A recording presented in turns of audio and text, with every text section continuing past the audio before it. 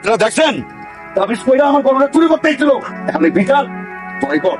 কাকি কাকা একজন স্কুল শিক্ষক আছিল, সম্মানিত লোক আছে। আপনি মানে সম্মানী লোকের পোলারে গরু চোর বানাইছেন। আপনি হয়েছেন গরু চোরের মা। আরে খোঁজ নিয়ে দেখ ভাই পারেছে কিনা পুরো গরু চুরি করতে। আমাদের গরু চোরের মা আমাদের সবার সম্মানটা একটু রাখি দাও। আমি সবার কাছে আমি গরু চোরের মা। আপনার গরু চুরি করার জন্য আমি তাবিজ পুঁতি নাই। কে লেগা পড়ছিলি তাবিজ? আপনার মায়ের তুমি আমি ভালোবাসি।